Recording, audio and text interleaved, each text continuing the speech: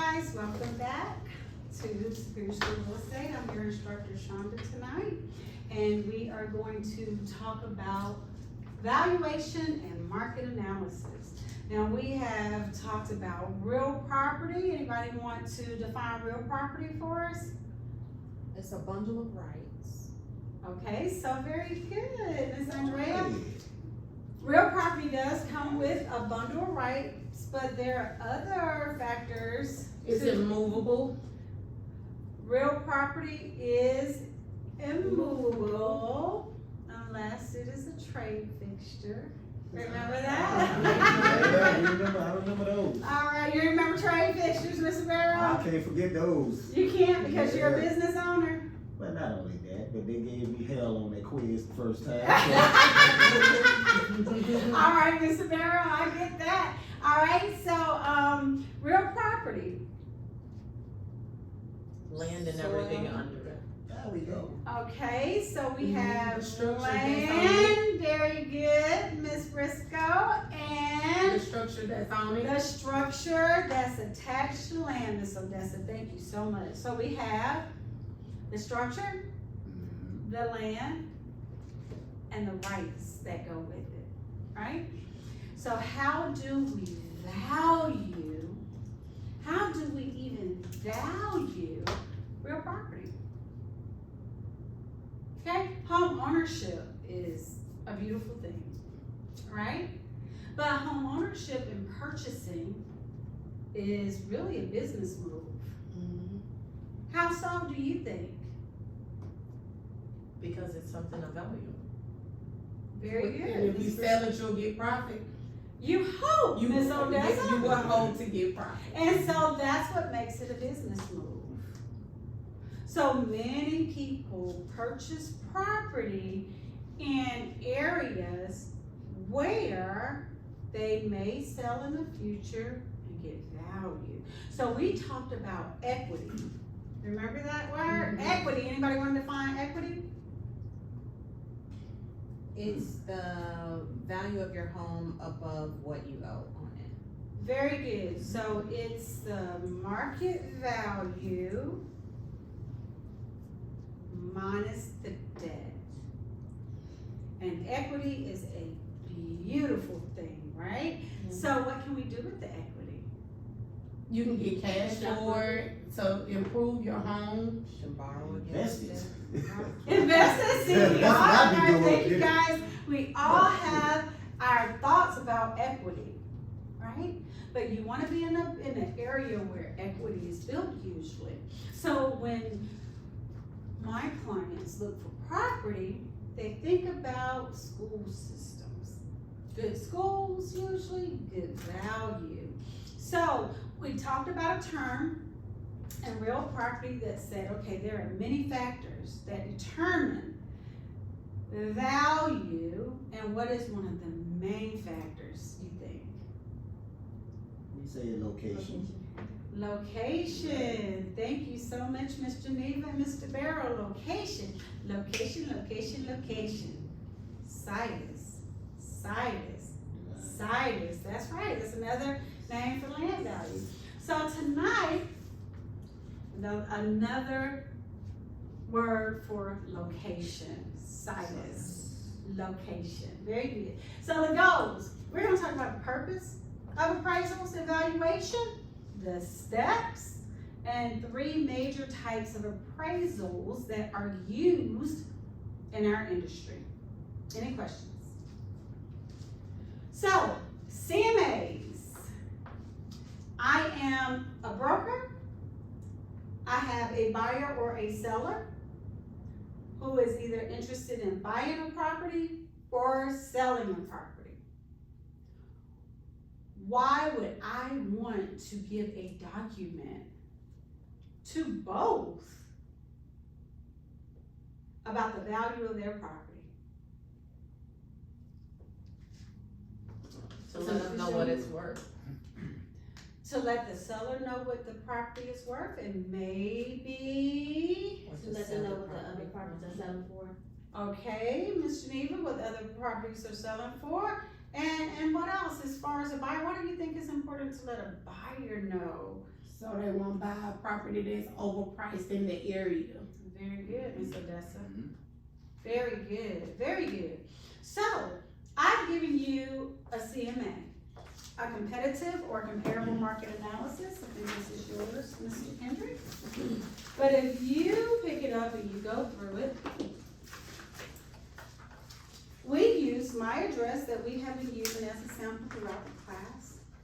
And in my neighborhood, there's some sold properties, there's some active properties, and I've made it clear that I purchased my property in 2020 for $300,000. At the time, that was a good market value. At first, it was listed for $325,000. I honestly called the listing agent and I said that price is just too over the market. And I understand at the time why it was listed for $325,000. And that's because we were in a competitive market. But I would not pay over $300,000, and I put in an offer for $3,000 and it was accepted. So, how did I know? Because I did a comparative market analysis. Now, this is today's date. So you see active, pending, and sold properties.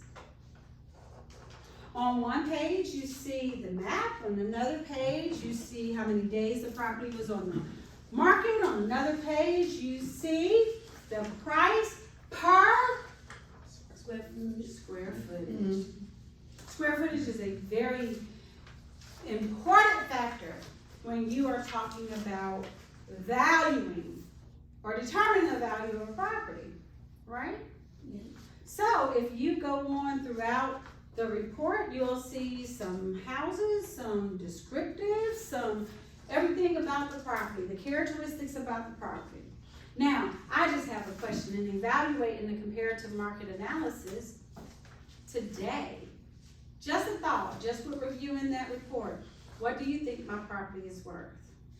About 380,000. 400. 400,000. Okay, 380, 400 I hear. Thank you guys. In today's market? Right now, that was printed today. Maybe 425. Ooh, you say 425 now. You're looking at the report because it's the data. It's the data that makes the sense. Well, you know, at 380. You say about 380. Say about 380. 380, 385. Okay. What if I say around 420? Now, if you say around 420, I would be very happy if you're my agent, and Mr. Barrow probably will hire you. But as a consumer, as a seller, I still want to see data. Right. I want to see data. Now, I'm not saying that it's not and it can't be sold for 420. It depends on how many recent sales in the area, right? Price per square foot and the condition of the property. Now, I will tell you that when my property was sold, and we're going to look at an appraisal, there were property that had way more amenities than my property, right? But since I've had my property, I have completely knocked out walls, repainted, replaced all of the hardwoods, all the light fixtures. I just completely redone everything. And so I probably can sell my property at the top of value. And I have the largest yard in the area, so land does bring value with property.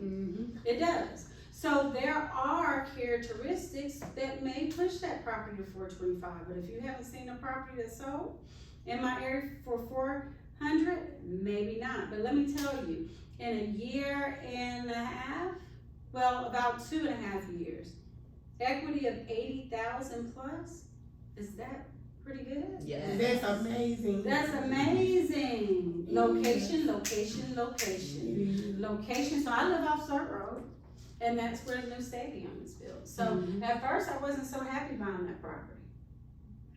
I bet you are now. Yeah, so market value versus market price. Let's talk about that. So the value is the most probable price that a property can sell in a good market where there is competition and it's healthy competition. So there are no factors that press the seller, I gotta sell, I gotta sell, I gotta sell. If I don't sell, I may foreclose, like divorce, or maybe job loss, or certain factors that may put the issue of selling. But in a healthy market where there's no pressure, payment is made with cash or equivalent with a mortgage loan, then that's going to bring the market value of the recent houses that have, compared to the recent houses that have sold in the area. Got it? Market price, on the other hand, is what a property actually sold for. What the property actually sold for. So right now, my property, let's say, can appraise for $380. Right? Mhm. Can I sell my home for $425, like Mr. Barrow said? You could sell your home for whatever you and the buyer agrees upon. Oh, thank you, Ms. Odessa. Absolutely. As long as we have, what did we call it? Meeting of the minds. Yeah, meeting of the minds. If there's agreement between buyer and seller, I can sell my property for whatever I decide. But the most probable way is through market value, the actuality of the price. The price is the market price. And so you need to know the difference between the market price and market value. All right, so here's a class question. Broker Chanda informs the seller that his home is valued at $600,000. Ah, that's the value. Based on the CMA. So I ran that report. The seller listed his property at $610,000. So I'm saying, Mr. Barrow, the house is $600,000. You say, list my house at $610,000. List my house at $425,000. Okay, right? The offer was accepted at $695,000. Wow, that's a big difference, right? Yes, but the property was appraised for $605,000. Wow. Now that probably happened about 6 or 7 months ago when before the interest rates went up and interest was in the 2.9. We're not having these problems today, but what is the market price, class? The accepted price, which is $695. $695. How do you know that was an accepted price? The offer was accepted. Offer accepted. Contract. Contract. Meeting of the minds. Very good, class. Very That good. word offer, huh? Accepted is the key word. That's right. Offer and accepted. Offer, acceptance, and notice of acceptance. Remember that? We learned it. Mhm. And the deed is signed, sealed, delivered. Okay. All right, so an appraisal is an opinion, right? An opinion, and it does not come from me. It comes from, who do you think? Professional. A professional, Appraiser. appraiser. We've all heard of appraisers. It used to be a time back 15 years ago when agents and sellers had an opportunity to pick their own appraisal. But we talked about TRID laws, right? And under the last 2 administrations, the laws changed. And appraisers are picked by a round robin, and the lender now orders the appraisal. Yep. So the appraiser is a professional hired by the lender, paid for by the Buyer. Okay, by the buyer, because it's my appraisal, Right. right? And it is going to be money that goes out, is paid, what do we call that? On the HUD statement, or the Debit. okay, we got a credit and debit, but that is it goes out, so it's a Credit. It's if it comes in at closing, it's a Oh. credit. Oh. If it goes out, it's a Debit. debit. Remember? Snap, debit. So we're paying, but guess what? Usually it's not at closing, it's before or when their appraisal is ordered. It's called POC, paid outside of closing. Right? So once I'm all approved, I went to the lender and they said, hey, you're approved. Yes. Found the house. found a property, we're not gonna order an appraisal before we pick a property because the appraisal goes with the property. Okay, we pay, the appraiser goes out to give us his professional opinion. See, what we have right there is a CMA, that's my professional opinion.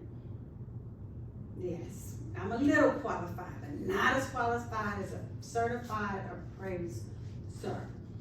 All right, so methods of estimating value in the appraisal process. So I have given you an appraisal sheet, not the whole appraisal report. And this is just the first sheet from my property.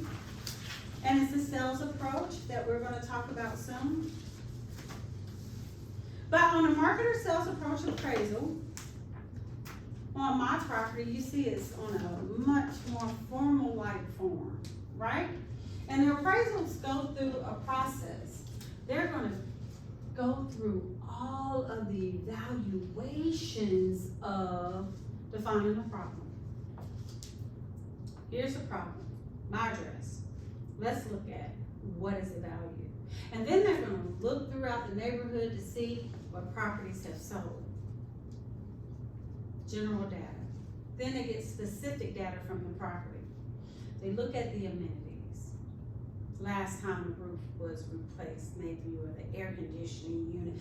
Any of those things may play a big factor. Okay? They look at square footage of other houses and the highest and best use. Remember highest and best use, one of the characteristics of your property? All right, and then they decide on what type of approach to use. Are they gonna use a sell or market approach, a cost approach, or an income approach appraisal? Depending on what type of property they are, or the appraiser is appraising. They're going to reconcile all of the information and provide a report. Now, question, do you think as a consumer, your buyer will get a report? Yes, because they purchased it. Absolutely, they paid for the appraiser. The appraisal belongs to the buyer. Evaluated by the lender and underwriting process and through the bank, right? Now if I were the broker to the client, will I be entitled to that appraisal? Ooh, let's think about it. I would say, you said the broker. The broker Chanda, client Odessa, your appraisal. Can I call the lender and say, send me a copy? No. No, you guys say no. Why do you think it's no? Because the buyer will have to share that information. Well, you go on, Miss G Mac, good job. It's not my appraisal. Just like the buyer has to give written permission to the lender to share financial information with me, I am a professional negotiator. I am not an appraiser, I am not a loan officer. So in order for me to get personal information, the buyer must provide written permission to the lender. Very good, very good. So let's talk about the market data approach. That's called the sales comparison. Sales market approach appraisal is used for homes and land.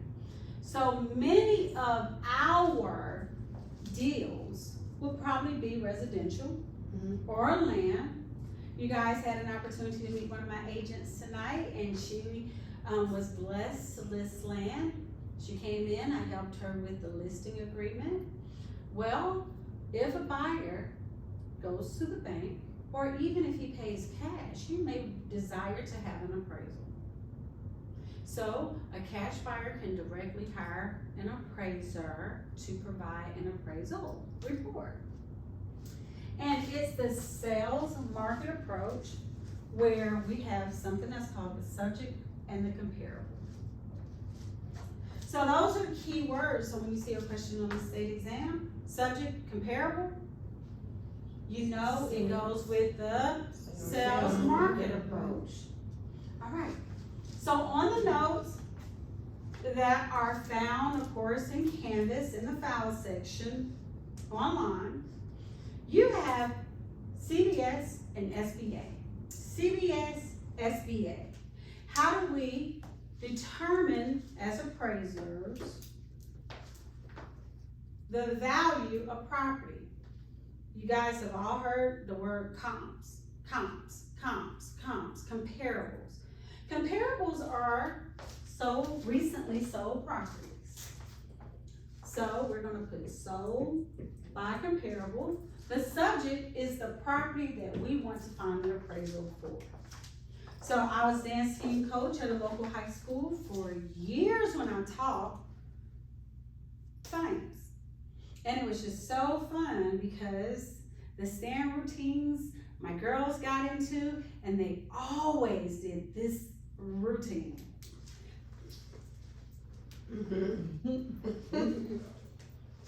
Well, I call the sales marketing approach my dance team move. And so if you think, for instance, let's say this bottle is a house, and we are going to use this property as the subject property. This is the property you're appraising. Got it? And then we're going to use, Mr. Kendrick, I'm going to use your sign for the comparison. Is this the house that's sold? Right? So what the appraiser does is if he says, this is the sold property, if the sold property looked like the subject when it sold, it would not have sold for this amount, it would have sold for another amount. And if it would have sold for another amount, that is the value for the subject. So if we took 3 properties in a neighborhood and compared to the subject, all 3 of those properties would come out with an adjusted value in the end. So it looks like this. If the comparable is better than the subject, you subtract. Subtract. If the comparable is not better than the subject, you add. So the subject is better, you add. Got it? Comparable better, subtract. CBS. Subject better, add. And what do we realize about the water? It doesn't move. It doesn't move. So you never adjust the subject, always the comparable. So in the end, the appraiser is saying,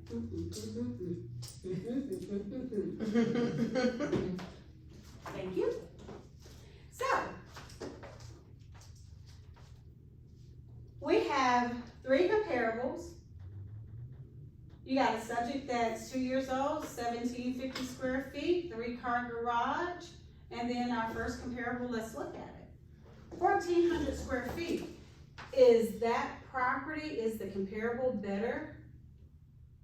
Is it better than the subject or not better? Not better. Not better, so what are you gonna add to the comparable? 35,000, right?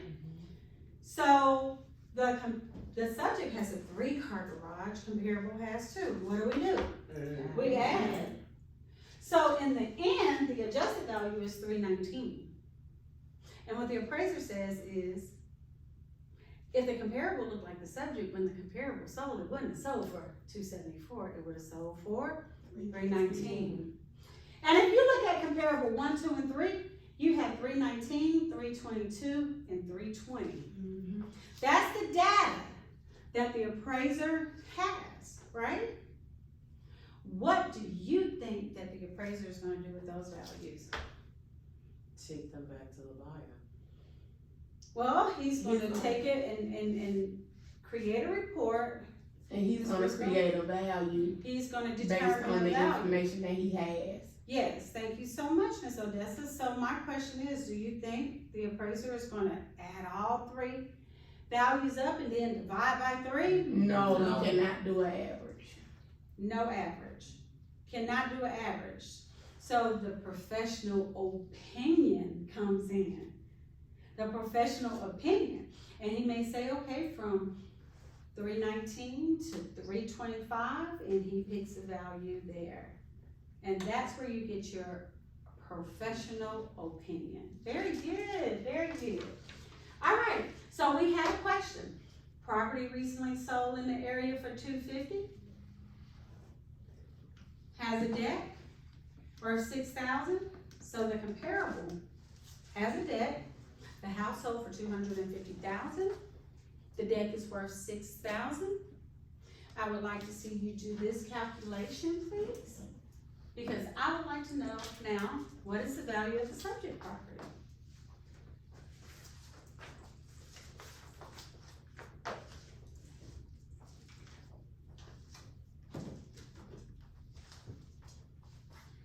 I had 244. Me too. Okay, 244. Would anybody like to, tell me how you did the math? Let me just walk around to see what's going on. All right, I like how you did the T method there. Oh, T's work very well in this class. Good job. Good job, good job. Good job. Now, if you have any questions, let me know. Oh, absolutely. Good job, Mr. Kendricks. All right, very good. You all got this particular question correct. Do we have any questions? All right. So, here's another question. Property recently sold in the area for $620. Has 4 bedrooms and 3 baths. The subject has 3 bedrooms and 4 baths. So if we were to do our dance, it looks like this. The property recently sold in the area 620 had 4 bedrooms. The subject has 3 bedrooms. So what do we do with the comparable? Subtract. All right? Then it goes on to say the subject has 3 bedrooms, 3 bedrooms, 4 baths. So the subject now has 4 baths. And the comparable has 3. What do we do? Add. So we're gonna subtract and we're gonna add. Now the bedroom is worth $20,000. Bathroom worth 10. Let's see that calculation.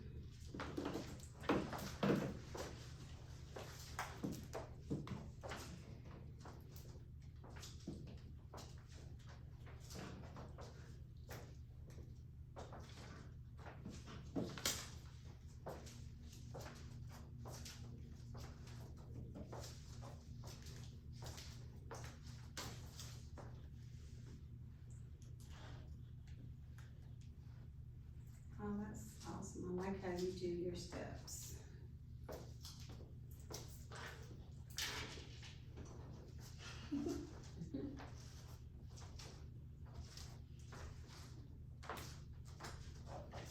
This is the right thing to do? That is the right thing to do because you're taking 4 bedrooms to 3 bedrooms, right? Right, so I'm minus 20,000, Minus 20,000. but I needed to add a bedroom that's worth 10,000. A bathroom that's worth 10,000. And so I did 620,000 minus 20,000 plus 10,000, and I got 610,000 as the value of the subject property. Absolutely. And everyone got that answer correct, right? Yeah. So, don't be afraid. Don't be afraid to use your dance on the state exam, okay? Because you're trying to get points. It's okay. This is not cheating, right? You can use what you need to use and do your T method very good. All right, any questions? So, I have a question for you. You're reading a question. You know that it's about appraisals. How do I know when to do our dance? Subject comparable. Very good, Ms. Odessa. Subject comparable. Those are the key terms in that question. Very good. All right, so let's talk about the cost approach. Cost approach appraisals are used when an appraiser is evaluating special buildings. museums, churches, schools, where there are no comparables. Even old historic homes that may not have comparables, okay? You know, we're in a city that has quite a few high schools, middle schools, elementary schools. I have not seen one that's identical. We're in a community that has a lot of churches, a few hospitals. None of those buildings are identical. But let me tell you, how many of you have ever read your insurance policy? You have? Which one we talking about? House. Your hazard insurance Oh, problem. that one, okay. That one for your home.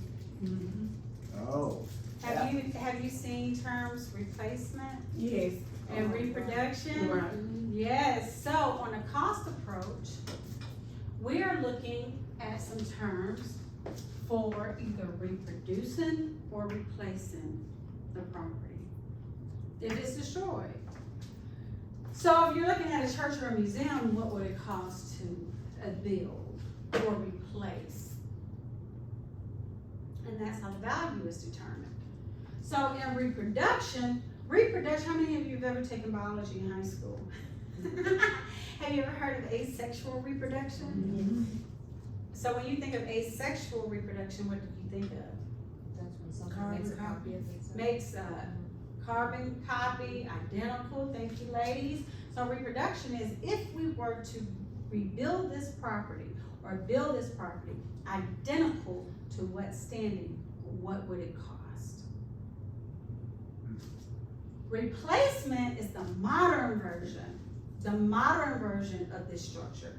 What would it cost to replace? Then for our standing structure, we have to think about depreciation. Mr. Barrow, I buy a car on your lot. When I drive it off, it has already depreciated, right? So that means a loss in value. But I would like to point out some terms. Curable. That means it's worth putting the money in to upgrade, to replace, to reproduce, whatever the case is, to fix. So curable physical depreciation is a type of depreciation, and that's wear and tear. Paint, maybe some wood need replacing on a deck, maybe your HVAC unit needs to be replaced, the roof, yes, very good. That's just basic wear and tear of a property. Do you have wear and tear of your property? Yes. Yes, we're always fixing things, right? And usually that's curable. I've had clients to want to list their property and it was pretty used carpet. That was a devalue. So when they replaced that carpet with hardwood floorings, it added value to their property. So that's curable physical depreciation. The next one could be incurable or curable. That means either it's worth the money to put in the work or it's not. Can't get your money back. So incurable functional obsolescence is a type of depreciation for a bad house design. How many of you, I'll just say that my grandma had a parlor. Any of your grandparents had a parlor? They called it the front room. The front room. And you couldn't sit on the couches and they had the plastic on the couch. Yeah, that was the front room. And my grandma had babies and that's where the visitors came, not to the bedroom, the front room. My grandma had a 2-bedroom property, but in 1 bedroom there was like 4 beds because the room was so big. But today, this house that you can look all the way through, my grandma called it a shotgun house. Yeah, It's still standing. Yeah, I lived in one of those. You did? They got plenty of those in New Orleans. Oh, they got plenty of them in Alamo, Alabama too, right? Plenty of them. So shotgun, you just open the door and see all the way through the house, to the back of the house, right? And so you had the front room, the dining room, the kitchen, and 2 bedrooms on the side. Well, that is an incurable functional obsolescence. It is a really played out bad designed property in today's market, Yes. today. So do you think it would be worth the money to fix it up? Of course not. Probably not. Y'all remember the property that we talked about? That the setback, Mm-hmm. y'all remember that property? Do I? Where the builder bought the property for Yeah, I don't $185, remember, trust me. built it too close, and then Mm-hmm. there's a lawsuit from the neighbors. Right. Well, he tore that $185,000 house down just for the lot to build what, the $700,000, and then unfortunately the neighbor said it was too close and he brought the zoning. Well, that house was a functional obsolescence.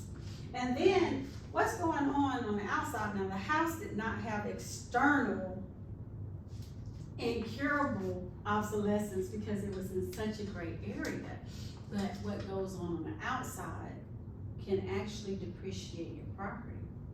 Maybe gun violence, gang violence, if you're near an airport, the noise disturbance. That is external obsolescence. What's going on the outside that can devalue the property. But there is something that is good to me, and it never depreciates, and that is called land. Y'all, I sold this land, I showed you on Plummer Road back in 2005, and two brothers bought it for $19,000, and it sold for $2.1 million. They bought it in 1908. Wow. Yes, so land is a beautiful thing, right? Especially in a market like ours where we're landlocked in certain areas, right? But cost approach, I have a dance there, and it's plus reproduction and replacement minus depreciation, but plus land. So it's plus, minus, plus value, plus, minus, plus value. And so when these questions, you're gonna see those beautiful terms, cost, reproduction, replacement, depreciation. All right, so we talked about external, we talked about our functional, and we talked about physical depreciation, and remember, this is your equation for the cost approach. So let's look into doing a little problem. So the value of the property is $200,000. A lot of times you will see a percentage for depreciation. Sometimes there's an actual cost amount for depreciation. You will have probably some problems or questions so that you can define the difference between physical, functional, and economic. And another word for land is site value. So when you see these terms in a question, you know that it's a cost approach. It's cost approach.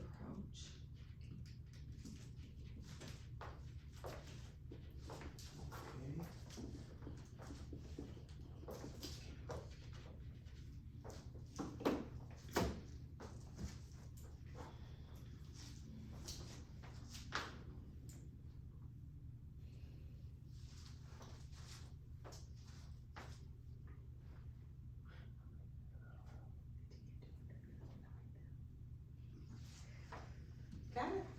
All right. All right. So, who would like to explain how they did this problem? Okay, so Volunteer, Miss Odessa, go for it. voluntold, Voluntold by Miss Briscoe, okay, go for it. $200K for the reproduction cost. Okay, I subtracted 8%, good job. and then I added 25K back too, and my end result was 209,000. Oh, I thought you was like 229. I'm like, I did something wrong. No, you did it right. Okay. Oh, very good. You did it right. So, now, I was taught in school, in which I'm sure you did, that when you see a percent, you multiply usually, right? And so, I think we talked about this in class. I got fussed at in class. And you're absolutely right. You can multiply, but you save a step just by hitting Subtract. Yes. 8%. And then just hit add.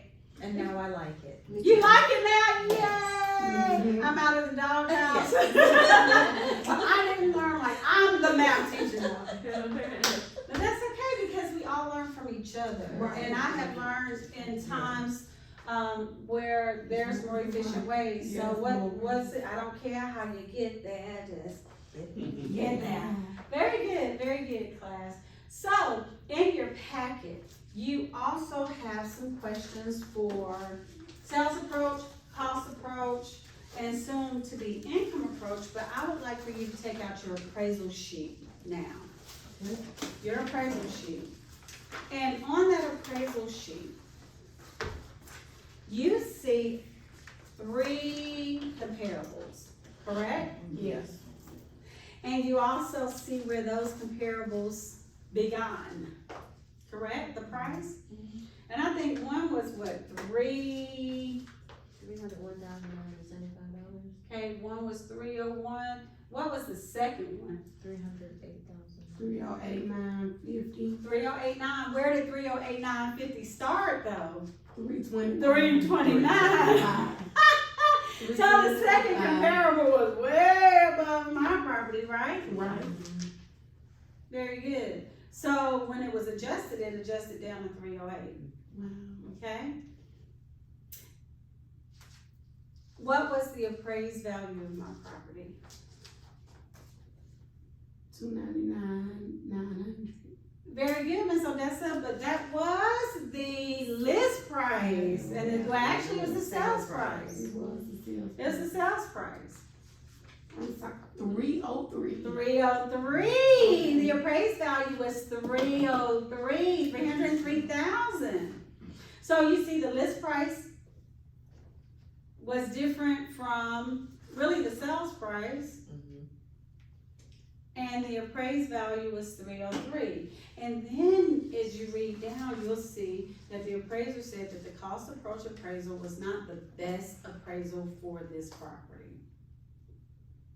Now, I did buy an investment, and that appraisal had the cost approach because it was a single family residence, and I was like, wow. And it was, just to let you know, on that property, the appraised value for the sales approach, interestingly enough, was $72,000, but the cost approach was more, I guess because at that time materials were higher to reproduce, because you know, we went through a shortage at one point. Yeah. Very good. So that's the cost approach. So make sure that you're practicing the problems on all 3 tonight so that we can review tomorrow. Now, let's talk about the income approach. If you don't mind, I'm just going to erase this calculation. The income approach. The income approach is an appraisal approach that's used for businesses. Investment properties, usually large investment properties. Gas stations, retail plazas, apartment complexes. That's the dream as an agent, to sell investment property. But you need to know how to calculate to get a good value to sell. Because you just never know. Now, if you have commercial agents and you have residential agents, I've come across a few properties that I was able to sell, even though I'm not considered a commercial agent. I knew how to do the value because of the income approach appraisal. So, in income approach, you're going to think about the entire amount of money that you can make for the year is annual. And that's what you must remember is an annual cost. Okay, annual. With this annual cost, how much money are you going to bring in? Is it any additional? Is it laundry mats or vending machines on the premises? That could be additional income. Minus vacancy. Vacancy was there a difference between the last year's cost versus this year? Do you have any vacancy in apartments? Is it a slowdown on rents? And then you have operational costs. What does it cost to operate this complex for the year? Mm-hmm. And that's gonna give you the net income. Net income is the most important type of factor because that's where you're trying to get. So sometimes the question ends up giving you the net income, and then it's capitalization rate, the rate of return, how fast you're gonna get your money back. And the capitalization rate is determined by the market. So the appraiser understands the capitalization rate in income producing properties. So the equation is plus minus net divided by cap. Plus minus net divided by cap. Plus minus net divided by cap. Got it? So you have to remember that, and you need to also recall potential income, additional income, vacancy, operational costs, net income, and the cap rate. The question can start off anywhere. It can even start off with effective income, which is potential plus additional effective. All right? So when you see these terms, you know it's the income approach, and it's net divided by cap. Remember the small number on top of the T, right? Mm-hmm. Percent on the bottom, top, bottom, you divide. Side by side, you multiply. Side by side, you multiply. Remember that? Mm-hmm. So if you're gonna use the T method, that's a great place to start here.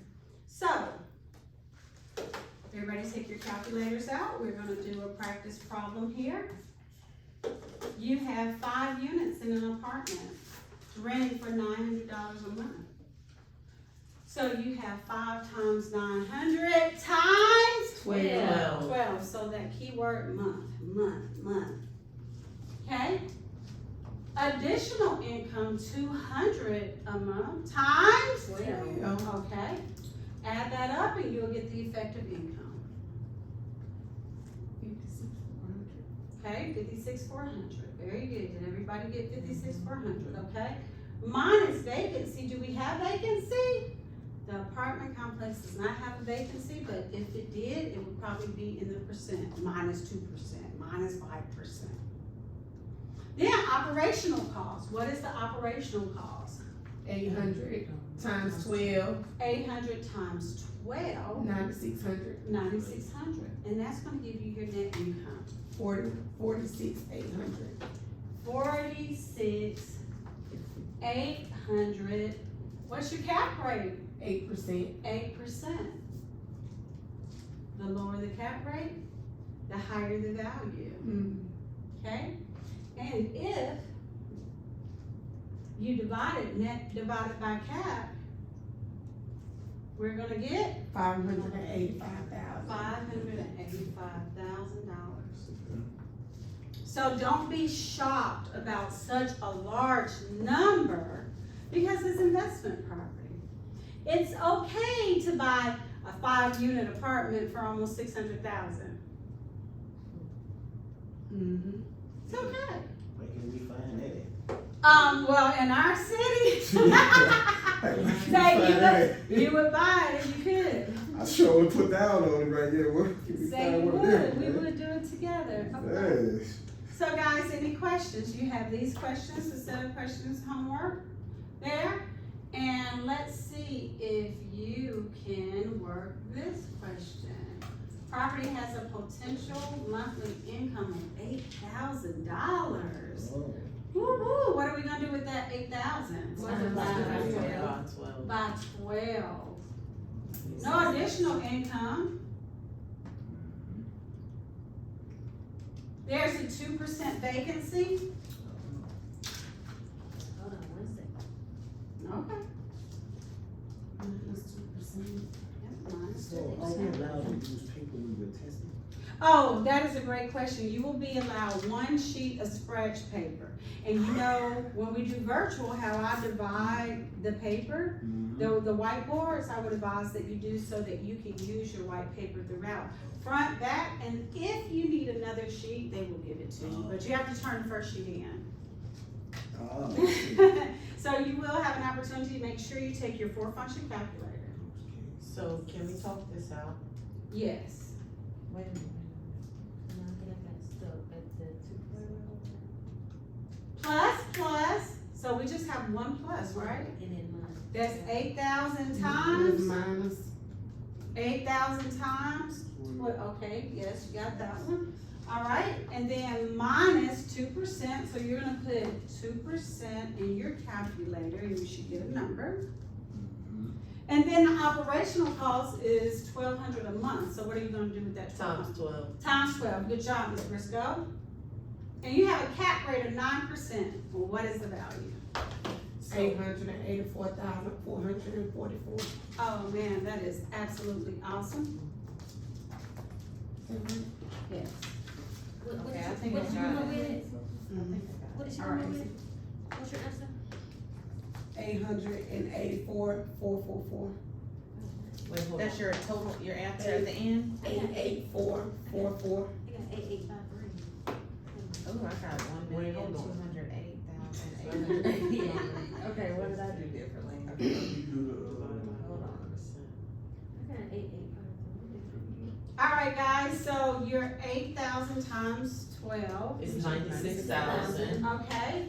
Hit minus 2%, Yep. 94,000. okay, 94,000. And then do 1,200 times 12. Is 144,000. You're subtracting that Yeah. amount, so plus, no other plus, so it's Wait, plus, It's, okay, so I had 94,080 when I subtracted it from. that's what you have, 94,080. Yeah, Wait, what? So, when you subtract the 9,600 from the 2%, it's giving you 94,000. Oh, yes. And then you're minusing, Oh, I missed 1,200 times 12. yes.